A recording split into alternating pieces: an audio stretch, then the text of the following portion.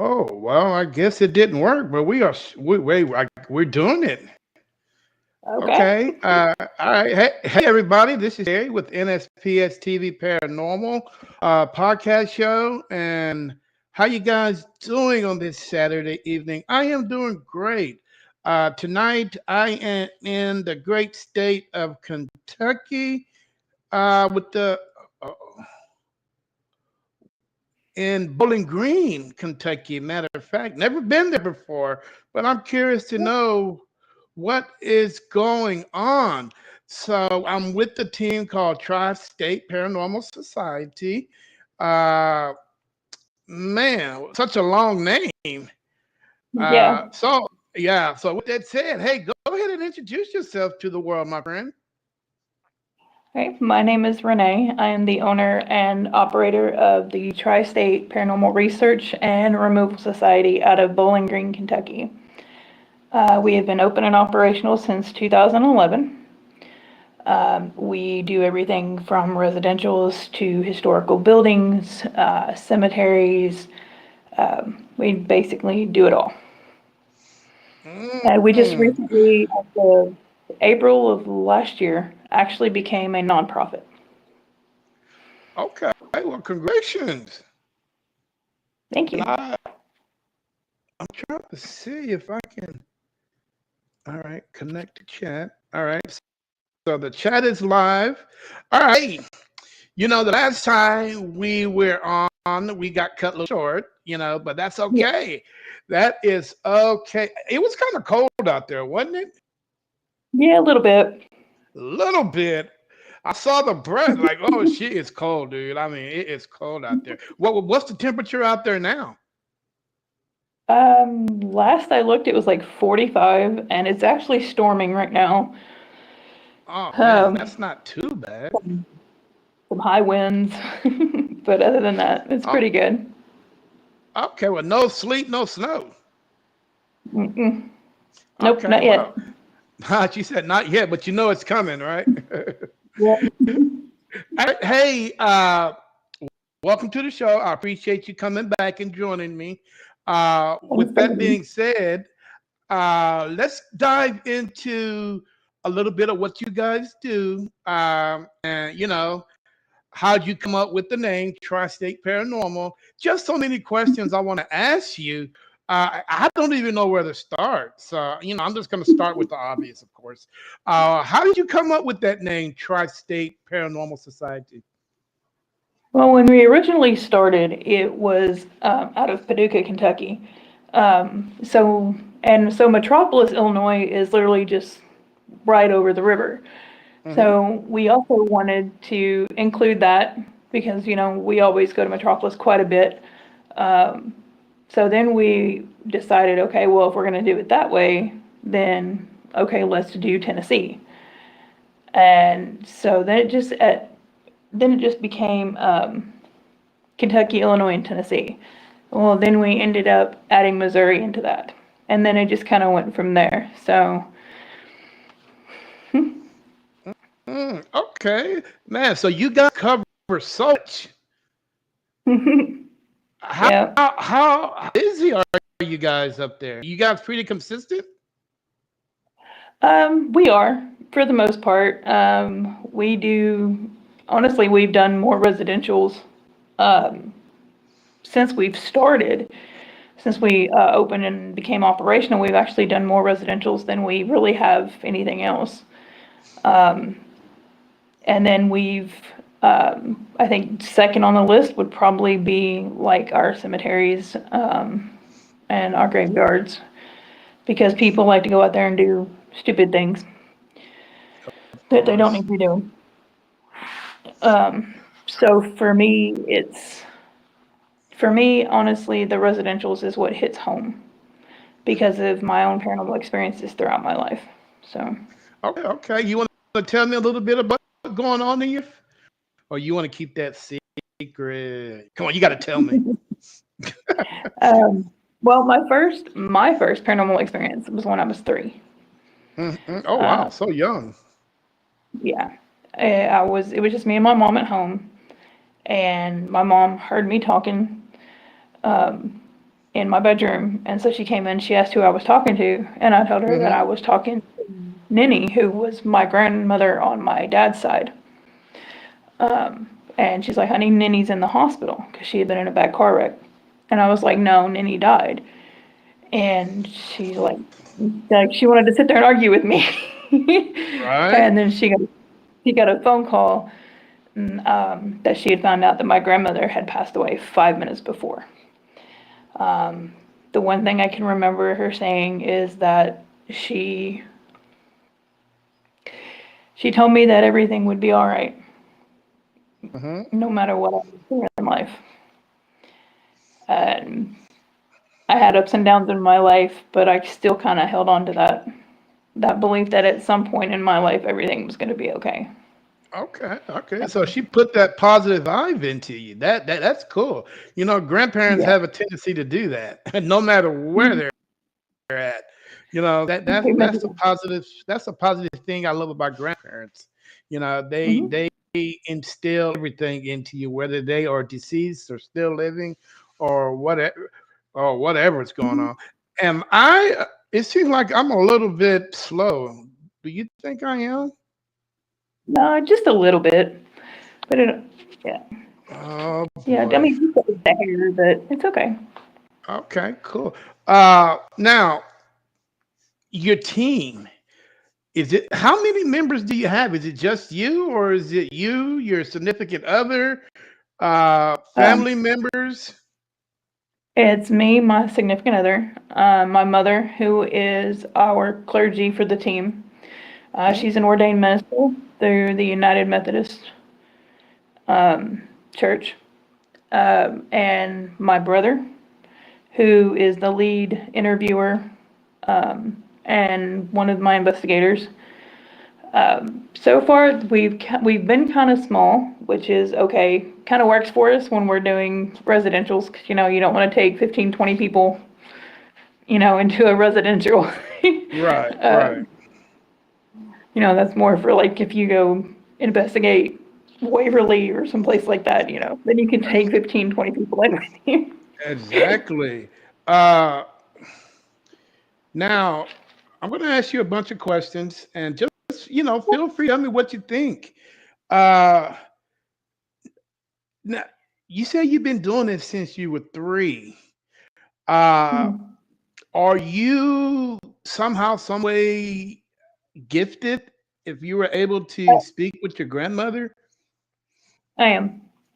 Okay. Now, what are we dealing with? Are you a clairvoyant? Are you a medium? Or Um, I usually, it started off as just as a sensitive, Mhm. as I grew old, and then it went to being empathic. As an empath, I feel emotions, and sometimes it's the emotions of like their last moments. Mhm. There has been quite a few times that I've actually been able to see and speak with the spirits. That takes a lot out of me when that happens. So it's if and when it happens, I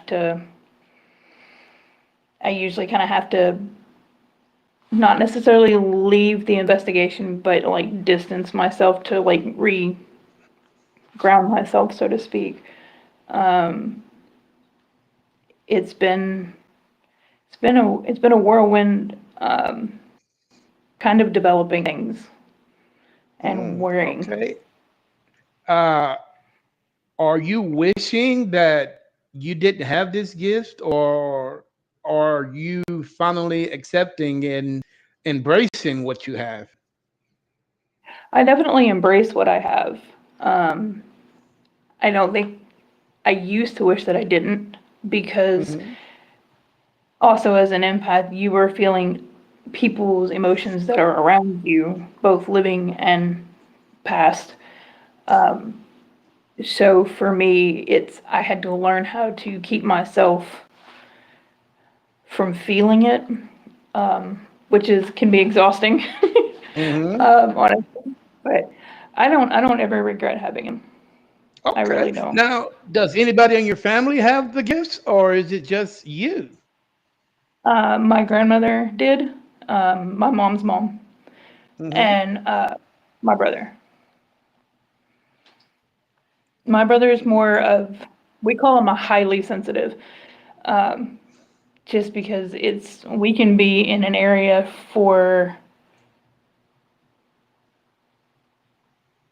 maybe not even 30, 45 seconds, and like he's already picking up on things.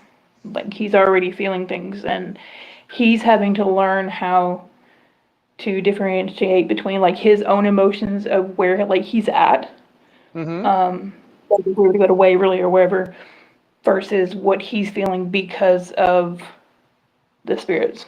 So, and he's doing remarkably well on that. I mean, he has his good days and bad days with it, but um, we're working with him on it. Okay. And what's the age difference? Is he older than you, or is he younger? He's younger. I Oh, am wow. 43. I'm 43, and he was born in 93, so Oh, he's in he's a his 30s. baby. Yeah, he's a Yep, he's baby. still. He's Yep, a he's little actually the one. youngest.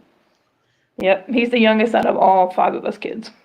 Oh, wow. How did your since you're, did it seem like it skipped your mom, correct? And it went to you. Yep.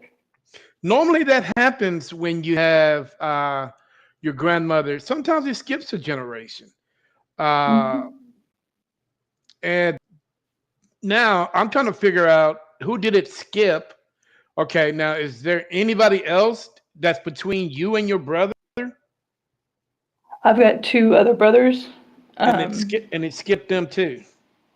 yep, skip both of Okay. them, and got my youngest brother. What about kids? Do you have kids? I do. I have five, Oh wow. five, Now, five biologically mine, and then I have three stepchildren, but we don't differentiate yeah, I step. They're my understand. kids. Hey, I feel you. You don't see them talking to someone in the middle of the night, do you?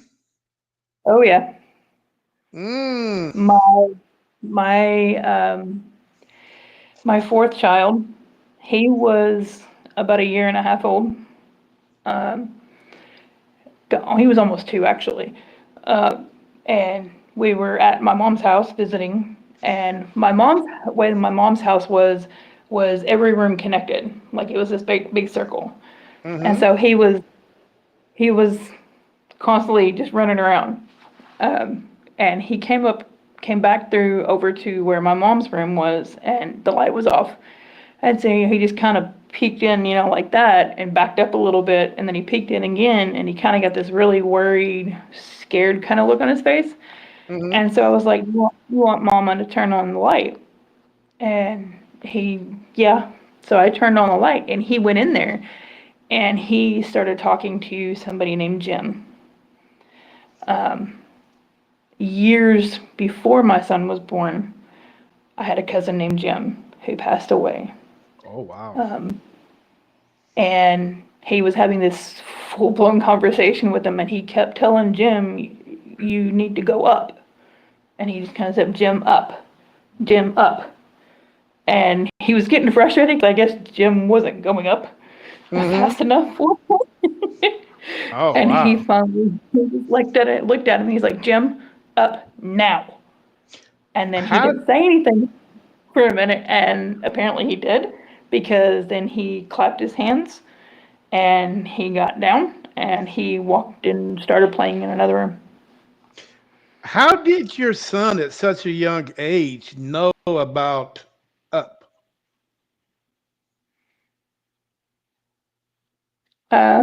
He knew, I think all children know spirits, because they're innocent. They have Mm-hmm. not been tainted they haven't been tainted by society yet. Um, so children have experiences like that, most of the time. Um, they are real, they are what they say they are, versus, um, oh, well, there's a monster in my bed just because a kid doesn't want to go to bed. They have very much, they're not tainted. They're not like me and you. They're not tainted by society. They're still pure. So it stands to reason for them to be able to have that innocence to be able to see them, the good and Yes, the bad, honestly. I totally agree with you on that one. Uh, Kids are very amazing. When sometimes as bad as they are, as bad as the little boogers are, man, they are some of the we especially today's kids. Today's kids are very, very outgoing. They're Mhm. outspoken, and I don't know where that comes from. I think it's just something that they evolved with. I Yep. couldn't tell you, but kids are very unique, especially the ones today. Uh, Yes, absolutely. okay, well, tell me a little bit about Bowling Green, Kentucky. Bowling Green, Kentucky is home to Western Kentucky University. So it's a college town. It's big, but one thing a lot of people don't know is that Bowling Green is actually nothing but a great big circle. Oh, sound like a big loop to me. Yeah, all of the streets, all like the interstate, everything is like connected, and it's like one great big gigantic circle. So it's Mm, it's cool. We have a lot of different festivals throughout the year, fall festival, winter festival, and that kind of thing. During the month of October, we don't, but Bowling Green gives haunted tours of some of the local haunted areas. One of them actually being a cemetery that is next to what we call Sky Pack. It's the Southern Kentucky Performing Arts Center, hmm and I believe the name of it is called Pioneer Cemetery. People from the War of 1812, the American Indian War, and we actually found one where it was a Revolutionary War soldier that is buried in this particular cemetery. So we honor that cemetery quite a bit, and we go in and just make sure it's Okay. cleaned up. Yeah, yeah, okay. It seems like there's a lot of history in Bowling Green. Uh, Hmm. Now, with the town being so small, are you the only team there, or are there others? I believe there was one other team that was here, but I think it's only like a four-person team. I'm not for sure of their name. I haven't been able to speak with any of them yet. hmm Would like to because I completely believe in para-unity. So I think paranormal teams have a lot to learn from other paranormal teams. hmm Because we may have a technique that's not working for us, but if we share it with like another paranormal team and they use it and it works for them, then hey, they've learned something. So we know, okay, well, this technique doesn't work for us, but it worked for them. And sharing information and sharing, just uplifting each other and uplifting all the teams, honestly, because there are people out there who do give paranormal teams a bad rap. And that's Yes, sad, honestly. and I'm glad you mentioned that because we're going to shift over. If you watch any of my podcasts, which I think you have, we're going to shift Mhm. over to Hollywood. Tell me what you think about Hollywood and the way they present us as paranormal investigators. I don't like calling paranormal investigators ghost hunters because Mm-mm. that's not what we really do. No. Anybody can go ghost hunt, but and I wish, and trust me, there are a lot of teams out there that use that word ghost hunter, and beyond means if that's their name, that's their name. I can't change that. But it does put them in a different form between a ghost Hmm. hunter and a paranormal investigator. So, Right. how do you feel about Hollywood? Oh, Hollywood. Hmm. Hollywood's idea and light of putting ghost hunters or paranormal investigators in the category that they've put them in, some of it's okay. because I Mm-hmm. mean, me personally, it's okay. Let's go, for instance, the Conjuring series. Ed and Lorraine Warren. I've read quite a few of their books. I can watch a movie that is based off one of their case files, and my own personal my own personal thing is like I will like after the movie or whatever. While watching the movie, honestly, I'll have like a notebook and a pen, and I'm jotting things down or I'm jotting ideas down, and then I'll go research it on my own. I take everything with Hollywood with a grain of salt, honestly. I'm not saying that everything they're doing is wrong and everything that they're doing is right. Mm-hmm. I think that they have to showcase it differently than what it truly is. Because I mean, Exactly. Hollywood, they want the ratings. Oh, Let's it's all be about honest. the money. Now, let me ask you a Yeah. question. Why do you think people use? Okay, let me back it up. Can you tell me what the difference is between a parapsychologist and a paranormal investigator? A parapsychologist, from what I have studied and researched, a parapsychologist, for me, it's they're looking at the paranormal from a psychology standpoint, from a, I don't want to say a therapist because that's not right. They're looking at it psychologically Mm-hmm. instead of, okay, let's go, we'll use Waverly for instance. We know the history of Waverly. So somebody that is a parapsychologist, that would be, they're looking at it from a psychologist standpoint instead of, okay, well, we know all these bad things happen here, but can we prove it? That, Now, to is me, it an investigator, that's what it does. They get to the bottom of it. They right? investigate it and stop investigating it until they get to the bottom of it. Now, why come you think that name is not used more often? Because a lot of there's a lot of teams that fit that MO when they do residential cases. From the psychology standpoint, Yes. um,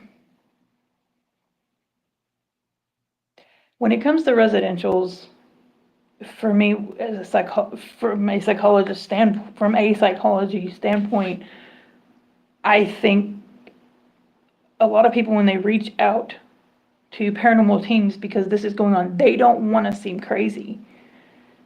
And I mean, for me, I have even had people look at me and say, I know this is going to sound crazy, but I promise you I'm not crazy. And I was like, no, look, we'll get to the bottom of it. I mean, don't get me wrong, I have access to people that, hey, look, if I don't know something, if I don't understand something, I'll find somebody who does. And I will Mm. say, hey, look, okay, this is who I found. This is their expertise. You know, would you be comfortable having a conversation with them? Honestly, I would love to actually have a parapsychologist on the team. I really would. Just because I believe teams should have all diversities when it comes to the Yes. paranormal, I, I, I including from a psychologist standpoint. yeah, I think so too. You know, it's it's something that having a psychologist on the team, I think, will just evolve the team as a whole. You know, you'll be able to look at Absolutely. different aspects of an investigation, dude. That is so cool. You know, instead of trying to, you know, freeze your brain up on trying to figure out what's going on, uh, Yeah, yeah, but it is so cool that you can, if you can find someone, send it my way. You know, uh, absolutely. Well, Bowling Green. No, Bowling Green, like you say, is a lot of you know strange things happening. Tell me about one of your strangest and most haunted locations in Bowling Green. oh, okay. So for me, we were actually out at a cemetery. It was me, my husband, my brother, and another investigator. And I actually had my dog with me that I had at the time. And we were doing our normal, EVP sessions and, so we stopped beside this particular headstone. And like my brother just felt really strong. And so like he just kind of highly focused on that particular one. And so like I was right there to help him, to help him if he needed it. And all of a sudden my dog started acting like way out of character. And so I was like looking at my husband and I was like, okay, hey, can you take her away from here for a minute, give her something to drink or whatever. And so I turned back around. And when I did, literally between my brother and the other investigator, sorry, I get emotional when I talk about this one, an entity showed up. But it was as soon as I like turned around, I kid you not, it literally sounded like a flap of wings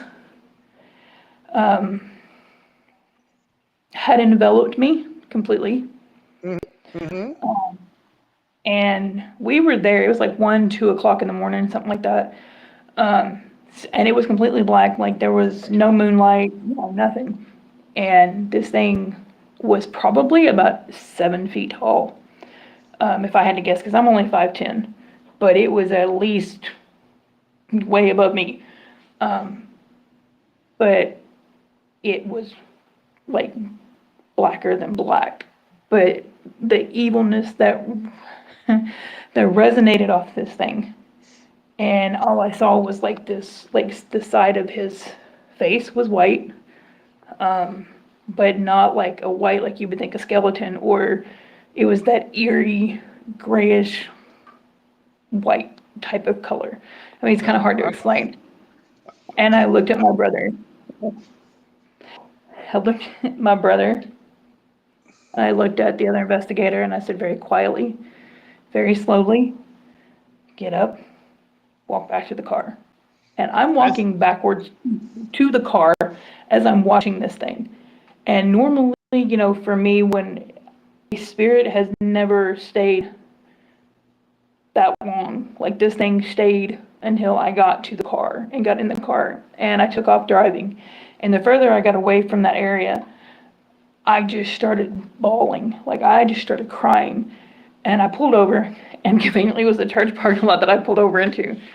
And I just kept telling myself, I'm like, why?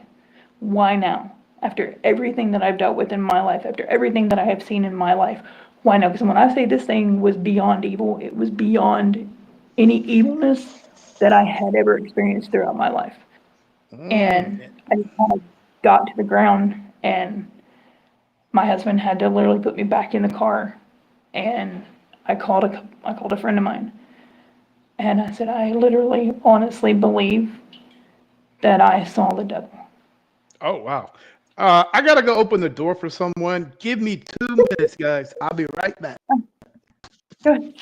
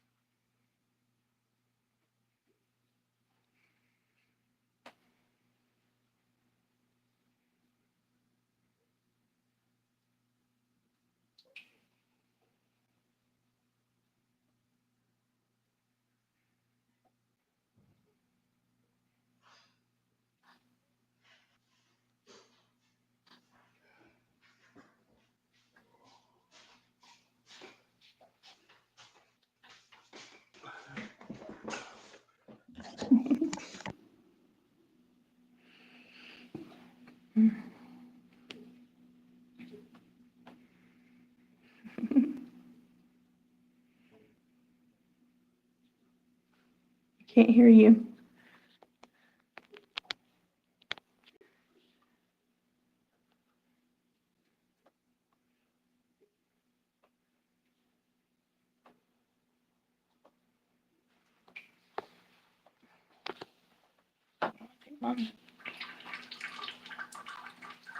Mine's still. What?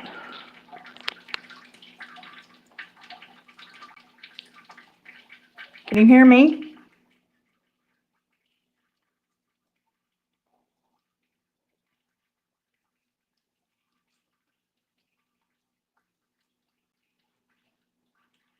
Oh dear. Leak.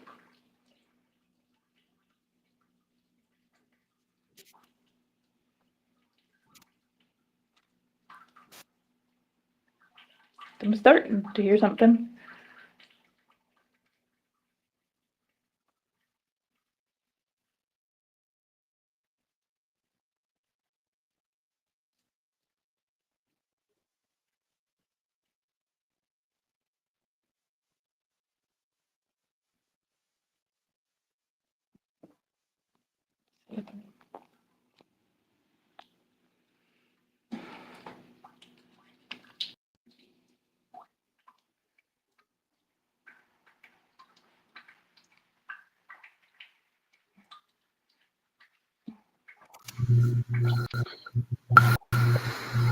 I can hear you. Can you hear me? Yeah, I can hear you. Okay. Okay. I guess my headphones went dead. Now, this thing that you saw, uh, you didn't get a picture of it. No. It's etched in my memory. I can say that much. Because I didn't know what it, at the time that I saw it, like I didn't know what it was. So my thing was, okay, the safety of my members. I care about my safety, but I care more about my team safety and the other team members' safety than I do my own. I would rather them be safe, them get out, than me. They get out first. It's just like whenever we go to a cemetery, I'm the first one in and I'm the last one out. Okay. Hey, I ain't mad at you on that one, my friend. Team comes first. Team definitely comes Absolutely. first. Bowling Green. How many people are in Bowling Green? Oh, good gracious. I would have to say, if you don't count the college kids because they're not here all the time, I would have to say easily 500,000 or more, maybe. 500,000. And now, okay. Out of 500,000, how many of them reach out to you if they have a situation? I've honestly, here in Bowling Green, I've had 50 to 100 maybe. Most of mine actually come from other counties or even out of state. We did one not long ago in Shepherdsville, actually. Okay, so how does the community feel about what you do? Most of them are open to it. Most of them just ask a lot of questions, like, who we are, what we do, especially since we've become a nonprofit. They usually ask why we've become a nonprofit, because we don't charge for none of our services, never have, never will. Everything that we do is out of pocket, but we became the nonprofit because of fundraisers that we want to do for certain charities. We've got 3 big fundraisers that we're wanting to put on next year. So we wanted that. We wanted that nonprofit. Okay. Have you guys done any historic buildings in Bowling Green or any in the surrounding counties or any states? And if you have, uh, how did sometimes you gotta go through people's to get in certain locations, like the Historical Right. Society. How do Yeah. they feel about you guys in Bowling Green? They like you? Do they give you a thumb sideways or a thumbs down? Oh, they like us. And a lot of it is because one of the things that I basically drill in for my team is that it doesn't matter if it's a residential, historical, a cemetery, it doesn't matter. Wherever we go, we show absolute nothing but respect to the location, and anybody that's in that location, which is something a lot of people don't do that we've come across, especially when it comes to cemeteries and historical buildings. And that's sad, honestly. How does the church feel about you guys? Um, sorry. um, I've actually had church, I've never had anything bad or negative from the church or from any of the churches, honestly. Um, I've gone to several churches when I've had a case that, like, look, I think this is beyond, the capabilities of my team. I think this is going to require a clergy and some hardcore, thorough investigation from the clergy. So I've never had anything bad heard anything that churches have said bad about us or what we do. Okay. And you guys are in the Bible Belt too, huh? Yep, we're in the Bible Belt. Yeah. So you know, win-lose situation when something in a place that Bible Belt through. Uh, yeah, and some people who doesn't want to be bothered, it gets crazy, It and really does. but people, it seems like, and I'm not bashing anybody, and tell me if I'm wrong. I like, if someone tell me that I'm wrong every now and then. But to me, it seems like the younger generation is a little bit more open-minded to stuff like this than than baby boomers. Yep. And so it's becoming a now thing that people are coming up to you saying, "Hey, man, there's something in my house. Maybe you should come check it out." Other than you thinking to yourself, "Oh, there's something in my house. Should I tell this person?" Then you end up not telling this person, and you end up dealing with the situation all by yourself, which is never cool. So I'm thinking, as much of a knuckleheads this generation is, they are coming around. They are. Slowly. Very slowly, yep. And I'm like, they're maybe at a speed of maybe a half a mile. They're dragging along. I don't know if they ever get there, but they might. My mom wasn't open to it at first, until she started watching some of the TV shows, to try to get a better understanding of things. And I told her, look, why don't you just come on one of the investigations just to see, what it is that we do, like our next investigation. And it just happened to be a residential that was in Reeveland, Kentucky, which is the western part of Kentucky. And she saw how we do everything. When it comes to a residential, so for me, I don't want to know what's going on. Okay. So when we get there, I'll have 2 team members that will go inside, do the interviews, my brother and whoever else, and have them show the residential person show them like where all the hot spots are, Mhm. Everybody comes out of the house. Myself, my brother, and the client will go back into the house as I do my walkthrough. And I say, I do my walkthrough of the resident, and say what I feel or pick up on or sometimes see. So, and my mom actually went on that one of the very first ones that I did, and or 'cause when I started doing it that way, and she was like, "Wow, this is nothing like what I thought it would be."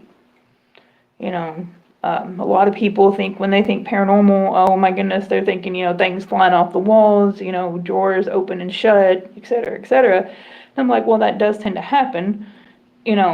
It's few and far between. It's just like with, demonic activity. It's usually very few and far between when it comes to anything like that. So, Okay. Have you guys experienced anything demonic before? yeah, I have. How did you handle that situation? Um, we So before we go into any investigation, it doesn't matter where if it's residential or otherwise, where we always say a prayer. And those that want to be anointed, my mom anoints them. We go do their thing. And if, it comes to something like that, that's where prayer and the St. Michael prayer comes in handy. We do the St. Michael prayer. We've done the St. Michael prayer actually quite a bit. When we've dealt with negative energies or negative entities even. And it's that night at the cemetery. That's one of the nights that I had actually done a St. Michael prayer. And I can honestly say that I felt safer through that. And for me, prayer is a big thing. Yeah. Uh, And we also pray, like when we're done and over with, like we'll pray when we're done, and those that want to be anointed, make sure nothing stays attached to us or to vehicles or anything like that. We're all prayed over and anointed, and our vehicles are even anointed. oh, okay. Hey, you got to Like we cover cover every. all bases. Yeah, you got to cover every aspect of it. You mentioned you brought your dog with you on an investigation one day. Is that something that you do on the norm? No, actually, it's really not. Um, we would take her to this particular cemetery during the day Hmm. to let her run because she was a pit bull. So that was like her exercise to be able to run. So she was familiar with the cemetery. And that's how I knew like she was acting out of her normal. Because normally she'd be running, she'd be running around. And she was sticking right beside us and she was picking up on things. But it was that particular moment, she started acting completely out of character. Her hackles were raised. She had that low growl in her voice, like she knew something was up. And it was shortly after when I told my husband to take her away for a second. And Right. then that's when, Would you consider keeping her with you guys on investigations? oh yeah, absolutely. Yeah, I was talking about. I would, I was thinking about getting a cat. yeah, cats are known to be half in and half out of the spirit.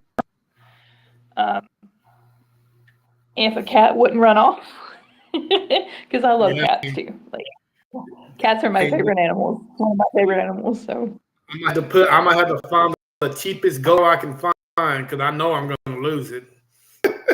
The cat ain't gonna come back. Hey, when they find a way to get away, that's what they're gonna do. yep. Okay, let's talk about the religion aspect of the paranormal. How do you think religion plays a factor into uh, you know, you know, everyday paranormal investigator lives, when it comes to investigations, like you say, you do your prayer thing, but does religious group, are they more acceptable to what we do, or they like to downplay a lot of things? Um, I think religion can play a big part in the investigations. Um, I've done. I know prayer works. I absolutely know prayer works. So for me personally, that is a go-to thing for me. Not just personally, but I also, we also pray a hedge of protection around the investigators, around the clients. We always ask the clients, hey, look, we're fixing to have prayer. Do you want to come join us before we start the investigation? We've actually had a couple that have joined in. And when we do the initial phone interview, like when they first call us, and they're telling one of my investigators, like, this is what's going on, we always ask, we don't mean any disrespect, but what religion are you? Because we don't want to step on anybody's toes. We Right. don't want to come in and do our prayers and anointing if we need to, and them not like it or offended. And I say offended because it's not that our main goal is not to offend them, but for them to feel safe and secure. And if religion is not something they practice, then, we always still ask them, hey, look, this is what we do when we are faced with a possible negative energy, Mm-hmm. or a possible negative entity, or even it comes to something, we might think could be demonic. This is what we've done. This is what we know works, but the choice is completely up to the client. Paranormal investigators, I think it plays into exactly what it is they believe. Not just individually, but as a collective. Our team is made up of different people of different walks of life, of different faiths. But for me, the rosary and the prayer and the Saint Michael and the Hail Mary, like all of those have been my saving grace. My one thing that keeps me calm when I do what I do. Okay. Uh, one thing I do know about different religions, like you say, everybody's different. Everybody believes it different. Uh, Mhm. but I do know that it goes much deeper than that. You Absolutely. know, there are certain religions out there that are much older than the average Christian or Catholic.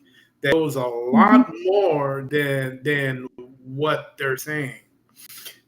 And Absolutely. the question that I have for you is, why do you think that knowledge is not available for us to, do they think that we're not ready for such knowledge? Or do you think that uh, it is just, people that just think that, hey, you still got a lot of growing up to do before we even put something like this out? What do you think? Um, it's actually a really good question. For me, I think they're the older religions, um, the oldest of old religions. I don't think while the newer generation of young people are open-minded, I don't think that they are ready for it. Um, I I study religion on my own. I study different religions on my own, not just because of the fact that I'm a paranormal investigator, but I want to know. Like, I thirst for that knowledge, and I will stop at nothing to get it. I want to know everything there is to know about different religions, which is why eventually I'll be going to school and working towards my master's in theology of world religions. Because let's say I go up to Washington and I do an investigation up there, and I walk in and there's a room full of sigils, and I'm looking at these things going, huh? I want to be able to walk into that room and say, okay, this is what this means, this is what this means, this is what this means, and this is how we deal with it. Mm-hmm. It's, I don't want to go in there and look at it and go, what the crap is this? Right. And look, especially if it's like if heaven forbid, if it's ever at like at a residential place, I don't want to appear like I don't know what I'm doing. But that's me personally. I mean, I want to know, and I thirst for it. I have countless books on different religions. The Muslim, Islam. I have the Quran.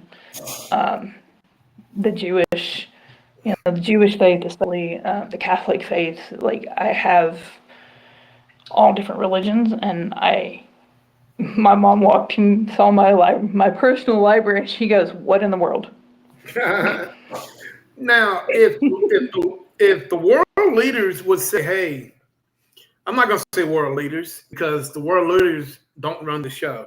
I think the ones that are the religion leaders, I think those are the ones that has the last say so on what to do, what to put out, and vice versa.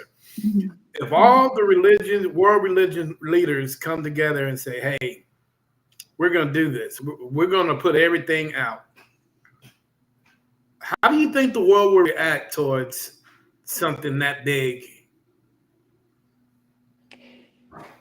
I think the world would probably go into chaos because it's going to be too much for them.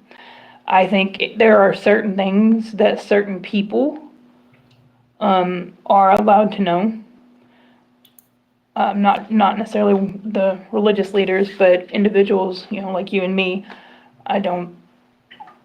I think there's certain things that certain people are allowed to know, or, the Almighty gives them the gift of, what's the word I'm looking for, that gives them that gift of being able to just know it.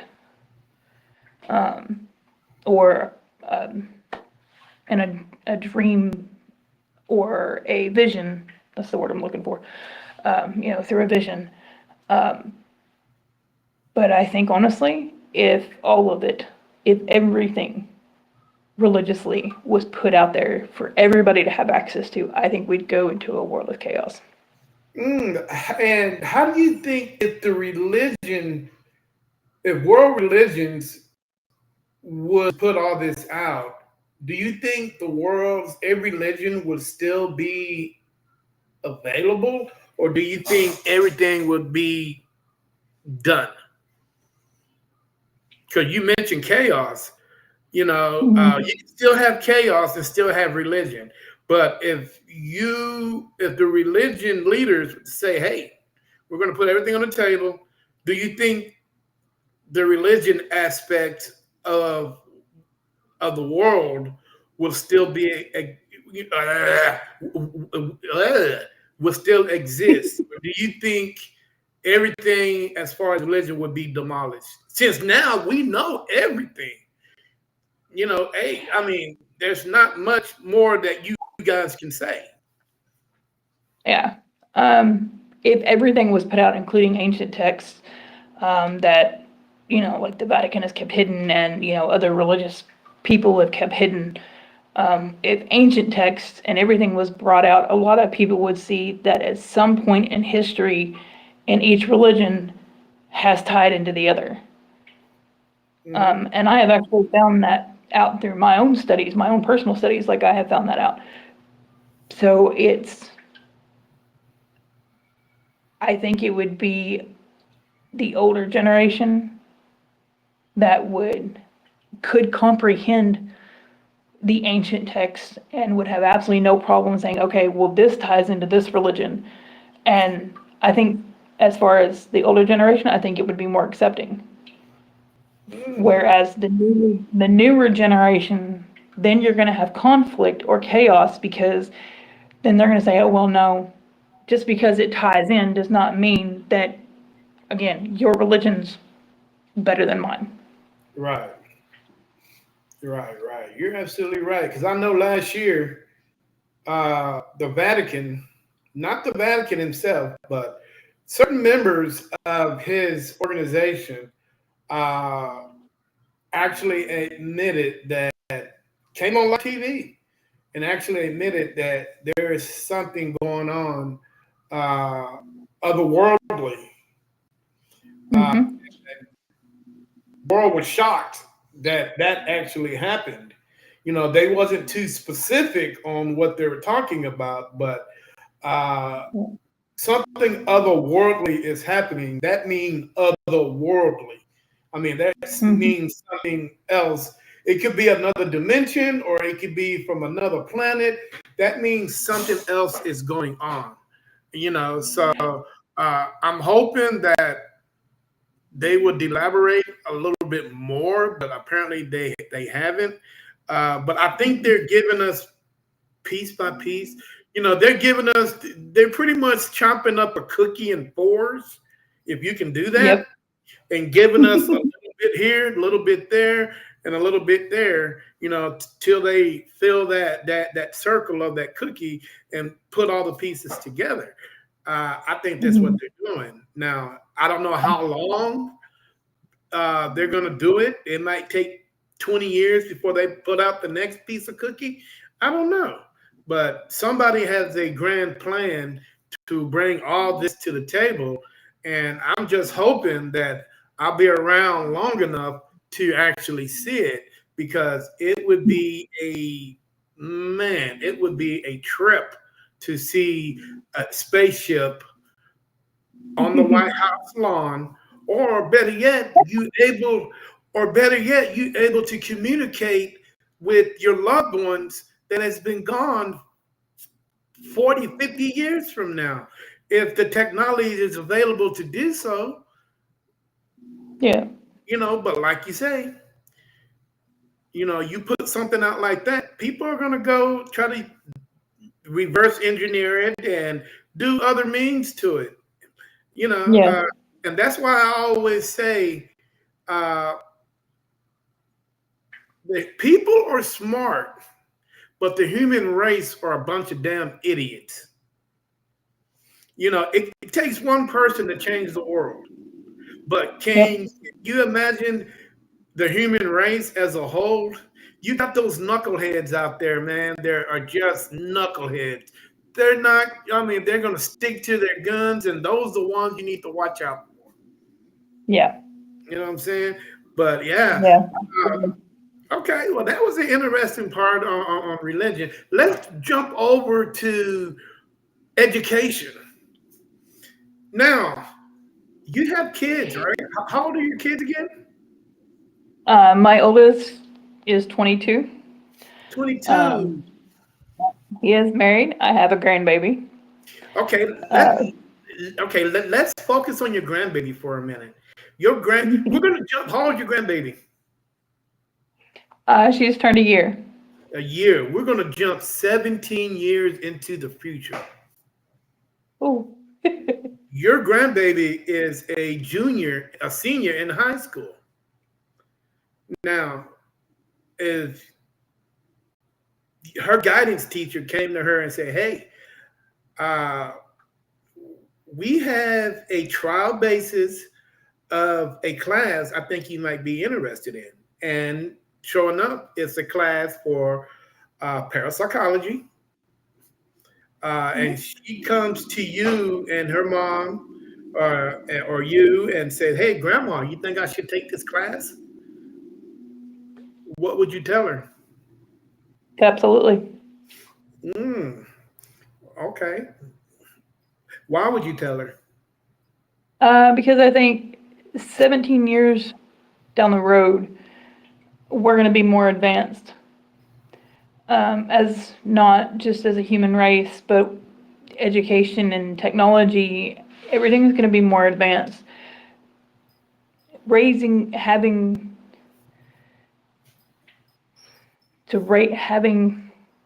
If she is raised in knowing that just because you have technology, just because you have computers and this, that, and the other, yeah, that's great, but it only gets you so far.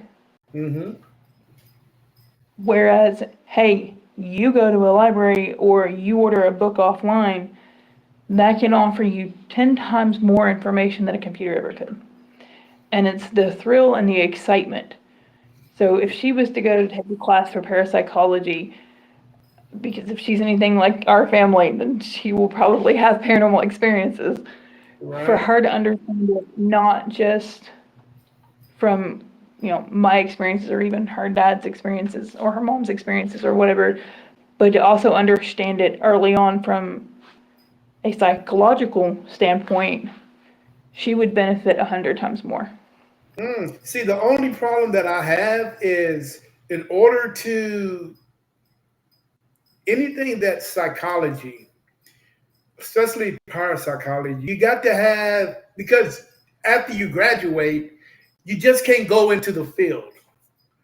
Yeah. So you got to have, at that age, you got to have some kind of field training. Mm-hmm. Now, the Yeah. question thing that I would have is, what kind of field training would these kids need, and who will put them in harm's way to take them on an investigation? I absolutely would. I would take them on an investigation. I would. We actually, our team allows 16 years and older to allow for investigations. Anybody younger than that, the parent has to come. I don't recommend anybody younger than maybe 15, unless the child has shown a significant gift ability, then that would be a different story. I think exposing them to the paranormal, if it's something that they're interested in, then absolutely. But of course, their safety is the first and foremost. And I've done it many times in an investigation where, we'll be in the middle of an investigation, and if things are starting to get too hairy, or if one of us gets scratched, or, we're having whatever issues, I'd be like, okay, hey, wait a minute, we need to take a time out. Bring everybody outside of the location. We'll stand around, get something to drink, let them smoke a cigarette, let them get their bearings, and bring this together as a group and say, okay, this is what's happening. What do you all want to do? Do you want to continue this and understand that this is what has happened? We've been scratched, or we've seen things move, or we've seen things thrown, or whatever. Or do you want to call this quits and back off of it and let somebody else take a crack at it? And we as a team, as a whole, make that decision. Well, yes, if it's to the point that it is completely dangerous, like somebody's been pushed, heaven forbid it's never happened, but let's say somebody's pushed down the stairs, then I'll shut it down immediately. I won't even get the team together and be like, nope, we're shutting it down. We're done. Luckily, that's never happened. Right. God forbid it ever does happen. But if it's to that extreme, then yeah, I would shut it down immediately. Okay. But at the same token, bringing somebody in, or bringing a teenager in even, we also as a team, as paranormal investigators, have to understand that you're bringing somebody in, let's say, we bring a 14-year-old in, with their parent. They've shown significant abilities of some sort. They also have to understand that their teenager, can cause a lot of paranormal phenomena. And it's been scientifically proven. And my daughter was actually one of them, because we had a lot of paranormal activity that was going on in our house one time. And I called a friend of mine. I'm like, okay, what is going on? because I can deal with anybody else's houses and paranormal activity anywhere else when it comes Right. to my own. You Kind of can't going, do it, you know. That is so funny. and it's odd. It's really odd that, you would think somebody who's a paranormal investigator, especially a seasoned paranormal investigator, like, you would think, okay, nope, we ain't doing this. This is what we're doing. When it comes to my own house, I'm kind of going, Nope. hey. One moment. I'll be right back. One moment. All right.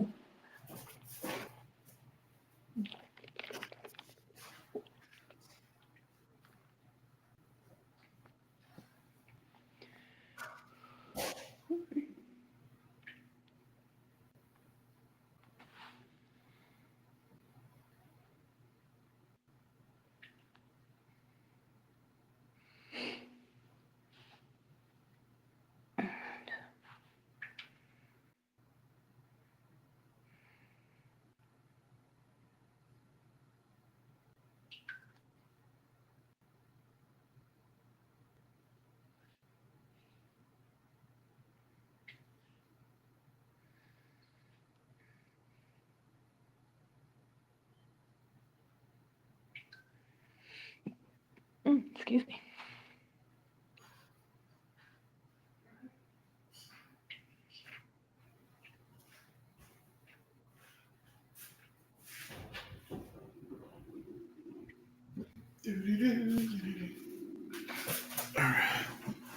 All right. Sorry about that. All right. Man, a couple more questions, my friend, and I am going to get you out of here. I know you got other things to do than mess with me. Oh, no, it's fun. This has actually been, honestly, this has been amazing.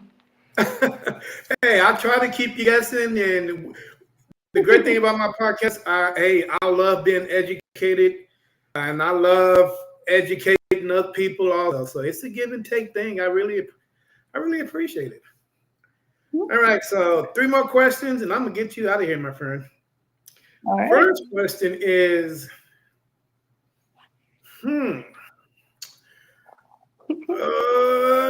everybody has a paranormal bucket list. Where's yours, and where would you like to go? Oh, gracious. Bucket list. I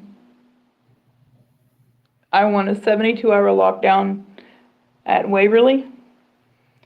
I want to be able to do a 72-hour lockdown at Transella Lunatic Asylum in Weston, West Virginia. And I also want one. It's Birdcage Theater, Boot Hill Graveyard, and Tombstone. Okay. And New Orleans. Okay. Interesting locations. Now, is that 72 hours per location? Yes. Okay. Yeah. That's interesting. Okay. So, Second like, once question. we go through the gates and they lock us in, we're there for 72 hours. Interesting. Second question is, why do you think people always say that word that irritates everybody? The most haunted. We really don't know what's the most haunted location. It could be anything, any place, anywhere. It don't necessarily has to be, the location that everybody's been to. It could be that little barn that everybody passes on the highway that nobody goes and investigate. That could be the most haunted location in Kentucky or in Texas. Absolutely. So people need to stop saying that. Oh, this is the most haunted location in I'm like, dude, shut the hell up or I'll smack you. There is no way you can tell me that you've been there every damn location in your city, in your state, and you're going to tell me this is the most haunted location. There is no way that that's even fucking happened. I think if they want to say that, they need to say that it's the most haunted location they've been to thus far. There you go. I don't think it needs to be one where, okay, well, it's the most haunted location in America, or it's one of the most haunted locations in America, because like you said, not everybody's been to every haunted location, residential or otherwise. Yeah, places where there's been a lot of deaths and stuff like that. Yeah, there's that energy that's there. But just because there's been a lot of deaths or a lot of tragedy doesn't necessarily make it the most haunted location. Yeah. When I went to Trans-Allegheny, actually went there for I took my goddaughter. She was actually the youngest member on the team at the time. She was 16, and we took her over there in 2019 or 2020. I don't remember, but we did a tour, and we decided to do the 4-floor tour, which was kind of. I didn't realize we were going to have to go up 4 flights of stairs and down again. But when we went in to buy when we got to the gate to go onto the property, I was just in complete awe, of how massive it was. I see it on TV, but when you get there, you really don't realize how big it is until you get there. And we got there and we went in, we got our tickets, and that was right after they opened, and we had to sign, a waiver and everything, get our temperature taken and all that stuff. And we were doing just a little walk through the museum that was on the first floor while we were waiting for the tour to start. And we were walking towards the gift shop. My goddaughter was in front of me, and there was nobody behind me. And I kept hearing this shuffling behind me. Mm-hmm. And I would stop. And every time I stopped, it stopped. And I was like, okay. So then we finally get to the gift shop, and I was like, okay, who is the one that is shuffling, that likes to shuffle down here on the first floor? It was like, oh, well, that's our residential first floor spirit. And he's like, we don't really know his name, but we call him George. I was like, okay.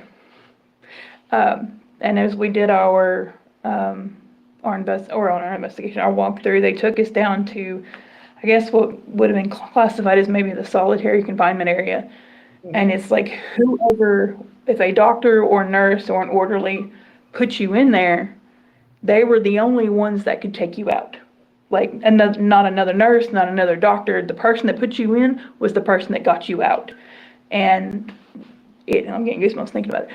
But you are literally, some of them were so bad that they literally had you chained to the wall.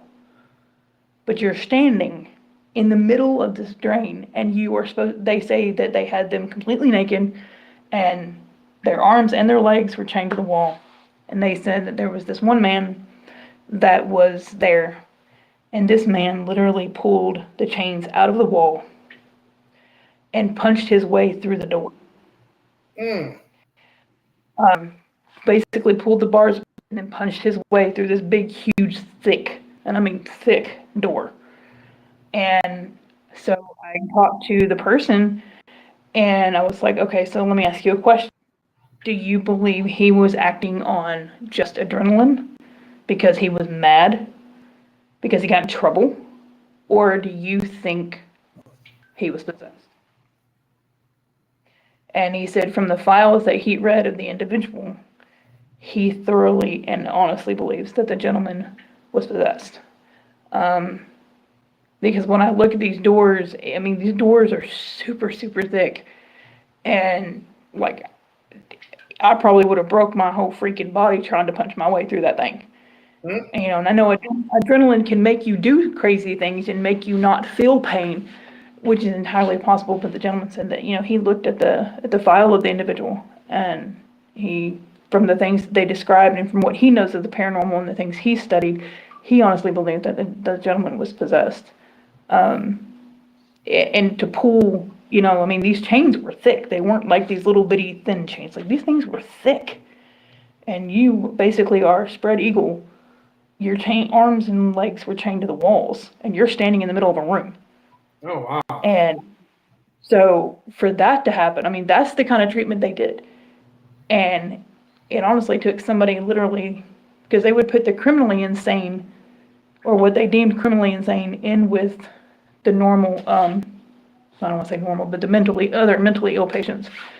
And it took a person who was deemed criminally insane to kill a gentleman or a young boy who was mute and deaf before they decided, oh, hey, well, I guess it's time we put a jail on the property, and that's where they housed the criminally insane. So there was a lot of emotions that ran through there. It drained me a lot, and that was just a tour. Like, that wasn't even an investigation. Like, that was just a tour. So I can imagine what 72 hours there is going to be like. They did. I asked our guide actually if he had ever had any paranormal experiences himself. And he said we were on the third floor. And he said, yeah, right down this hallway behind me. He goes, which I will never go down again. And I'm like, okay. He's like, well, I was doing a tour. He's like, and I had my back, I was facing the crowd. He goes, and literally something grabbed me by my shirt and pulled me down. He said, and I will never go back down that hallway ever again. He said he almost left his job because of that. And I'm like, well, they said that was originally the place where they had the worst of the worst at that time. Oh, so. Wow, that is crazy. Okay, my friend, one last question, and it's going to be a doozy. Okay. Why do you think the Native Americans don't speak about what we love to do so much? Well, me having Cherokee blood, and Native American blood in me, I don't think they speak about it because to them it's if they speak about it, they give it life. So to not, and gives it power. So to not speak about it, basically, as they put it, keeps it dead. Doesn't give it power. So it doesn't give it power to harm them or harm anyone. I'm sure there are some Native Americans who might speak about it. I know the Cherokee are from what I've read and from what I've studied, they are very quiet usually about the paranormal. They still have their folklore and their legends and things that they've experienced throughout their lifetime and throughout what the Cherokee have experienced. But for them, I think it's, if you don't speak about it, if you don't acknowledge it, you don't give it power. But the thing about Native Americans is they embrace the most powerful entity known to man, and that's nature. Mm-hmm. So I'm just trying to figure out, does nature becomes hand in hand with the spiritual world in the Native American world? What do you think? I think it can. I think it does. You take the Trail of Tears. They suffered. They bled and they died on that trail. So with each person that died, with each blood that was shed on that Trail of Tears, I honestly believe that it activated, so to speak, what they believe, that the earth is a product of, and earth is a living organism, but they respect it. That's the thing. That's the one thing people forget with Native Americans, is that they respect Mother Nature. They respect the earth because they know if they don't, the earth is going to quail back. Yeah, dude. The earth is going to come back. She's a bad woman. I don't want to mess with her. Nope. I've seen her do some unbelievable things. Yeah, absolutely. I do not. It's always yes, ma'am, no, ma'am. Can I do this for you? Can I do that for you? Can I pick up, hey, the smallest things? You know, with that being said, tell the world how to get a hold of Tri-State Paranormal from Bowling Green, Kentucky. Well, we do have a Facebook. It's the Tri-State Paranormal Research and Removal Society of Bowling Green, Kentucky. Phone number is on our website or on our Facebook. Our website is down right now. We're in the process of redoing it because we're adding, for the next year, we're adding like all of our fundraisers and everything that's going to be on our webpage, especially the 3 big fundraisers that we're going to be doing.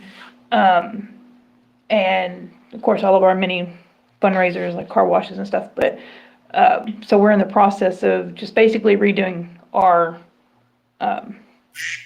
website. So once we get it redone, once we get our website and everything redone, then we'll be posting the link on our Facebook page. And we're going to be working on trying to do our Facebook page, change some of our things on our Facebook page too.